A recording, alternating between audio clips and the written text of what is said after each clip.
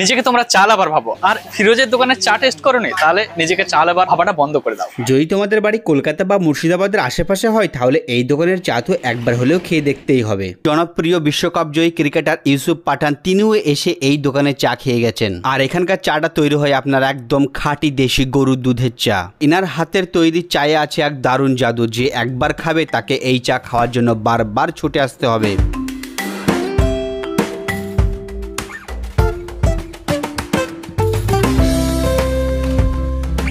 এই দোকানে শুধু চাটাই ফেমাস তা কিন্তু নয়, কারণ এই দোকানের তেলেভাজাগুলো কিন্তু সন্ধ্যার মানুষের ভিড়কে আটকে রাখার বিশাল বড় ভূমিকা পালন করে। এই দোকানের তেলেভাজাগুলো যে এতটা সুস্বাদু হবে সেটা শুধু খাওয়ার পরই বুঝতে পারবেন। মুর্শিদাবাদের অন্যতম জনপ্রিয় চায়ের দোকানগুলোর যদি কথা বলি তার মধ্যে একটা হচ্ছে এই ফিরোজের চায়ের দোকানটা, কারণ এই দোকানের চায়ে আছে একটা ইউনিক স্বাদ যেটা আপনি অন্য কোথাও দেখতে পাবেন না। আর এই স্বাদের জন্যই মানুষের কাছে জনপ্রিয়তা পেয়েছে এখানকার চাটা, যার কারণে দূর দূরান্ত থেকে ছুটে আসে এখানে মানুষ চা খাওয়ার জন্য। এই দোকানের 5 টাকা চা খাওয়ার জন্য মানুষ 50 কিলোমিটারের বেশি জার্নি করে চলে আসে। এখানকার চায়ের এক চুমুকেই আপনার 50 কিলোমিটার দূরের জার্নিকে এক নিমেষেই ভুলিয়ে দেওয়ার ক্ষমতা রাখে। তাই তো ছুটে আসে মানুষ ভালোবেসে দূর দূরান্ত থেকে এখানে চা খেতে। রাত্রির 11টা-12টার দিকে এই দোকানে মানুষের ভিড় দেখে বুঝতে পারবেন যে এখানকার চাটা মানুষের কাছে কতটা জনপ্রিয়তা পেয়েছে। এখন বাজে রাত্রিরে প্রায় 12টার কাছাকাছি, আর এই দোকানের বাইরে এবং ভেতরে দেখেন মানুষের ভিড় এখনো লেগে আছে।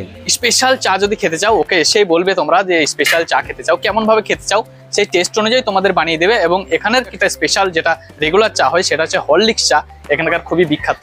তোমরা একদিন আসো, এখানে বেশ আপনি অনেক রকমের চা পাবেন। তার মধ্যে হচ্ছে নর্মাল চা, স্পেশাল চা, একটা হচ্ছে হরলিক্স চা, একটা হচ্ছে লাল চা। লাল চাটা আপনি সবসময় বললে বানিয়ে দেবে, আর স্পেশাল চা যেটা হচ্ছে সেটা আপনাকে কিন্তু এসে বলতে হবে যে আমি স্পেশাল চা খাবো, তাহলে আপনাকে কিন্তু আলাদাভাবে সেটা বানিয়ে দেবে। আর একটা হরলিক্স চাটা সকালের দিকে হয় না, ওটা সন্ধ্যা বিকেলের পর থেকে ওটা হয়।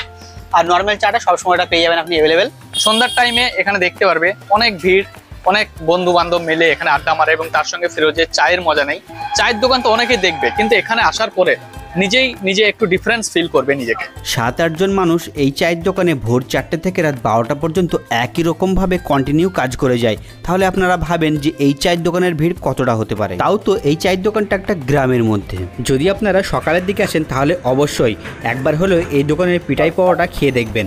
এটা আমাদের ফোনপে কাকুর বোলচাল পাওয়াটা না, এটা হচ্ছে মুর্শিদাবাদের বেশ জনপ্রিয় ফিরোজের পাওয়াটা, পিঠাই পাওয়াটা, যেটা 100 গ্রামের মূল্য হচ্ছে মাত্র 15 টাকা। আর এর সাথে থাকবে ঘুগনির তরকারি, যেটা চাইলে আপনি পরবর্তীতে আরও নিতে পারেন। এটাও বেশ সুস্বাদু। এটা আমার বাড়ির প্রায় কাছাকাছি, আমি কিন্তু প্রায় এখানে খেতে আসি। তার সঙ্গে তোমরা যদি পরোটা না খেয়ে তোমাদের যদি মনে হয় পরোটা খাবো না, তার সঙ্গে পুরি দেখতে পাচ্ছ, পুরির সাইজটা 3টে পুরির দাম হচ্ছে 20 টাকা। এবং তার সঙ্গে তরকারি থাকছে আনলিমিটেড, মটরের ঘুগনির তরকারি পেঁয়াজ দিয়ে, সেই সুস্বাদু। চলো তোমাদেরকে এখানে আমরা প্রায় খেতে আসি এবং খেয়ে তোমাদেরকে দেখাই এর স্বাদ এবং টেস্ট। এখানের খাবারগুলো কিন্তু বেশ সুস্বাদু, আর এখানে কিন্তু পরিষ্কার পরিচ্ছন্নতার খেয়াল রেখে সমস্ত খাবারগুলো কিন্তু পরিবেশন করা হয়। এটা হচ্ছে এখানকার লাল চা। যদি আপনারা মনে করেন এখানে শুধু দুধ চা পাওয়া যায়, এটা কিন্তু ভুল হবে। এখানে লাল চা পাওয়া যায়। যদি আপনারা দুধ চা খেতে পছন্দ না করেন তাহলে এখানকার লাল চা ট্রাই করে দেখবেন। অন্যান্য দোকানের তুলনায় এখানকার চাটা একটু হলেও আলাদা পাবেন। সবশেষে বাড়ির জন্য এখান থেকে দই নিয়ে যেতে কিন্তু একদম ভুলবেন না, কারণ এখানকার দইটা হচ্ছে একদম দেশি গরুর দুধের দই। এখানকার লোকাল দেশি গরুর দুধ এটা। এখানে রাখা আছে 50 কিলো দুধ। প্রতিদিন এই দোকানে 50 কিলো দই সেল করে। তাহলে বুঝতে পারছেন এই দোকানের জনপ্রিয়তা কতটা। এখন ঘড়ির কাঁটায় রাত 12টা পার হয়ে গেছে, আর কালকের জন্য প্রস্তুত হচ্ছে টক দই, মিষ্টি দই। দেখতে পাচ্ছেন এরকম 501 কিলো প্যাকেটের মধ্যে দুধগুলোকে রাখা হচ্ছে, আর এগুলো কালকে কিন্তু দইয়ে রূপান্তরিত হয়ে যাবে। দেশি গরুর দুধের দইয়ের কিন্তু স্বাদ একটা ভিন্ন রকমের হবে। আর দেখতে পাচ্ছেন এই দুধের মধ্যে কিন্তু কোনো বিস্কুট গুঁড়াবে, অনেকজন বলে মেশাই, সেরকম কিন্তু কোনো কিছুই মেশানো হচ্ছে না। দেখতে পাচ্ছেন পুরো ফ্রেশ দুধ এটা। এই দোকানে যদি আপনি আসতে চান, সালার রেল স্টেশন থেকে যে কোনো টোটোওয়ালাকে বলবেন তালিকপুরে ফিরোজের চায়ের দোকান যাব, আপনাকে নামিয়ে দেবে এই দোকানের সামনে।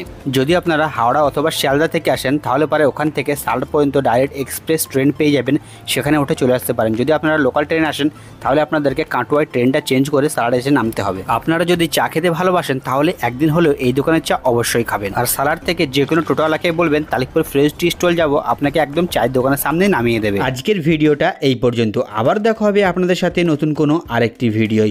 সকলেই ভালো থাকবেন, সুস্থ থাকবেন।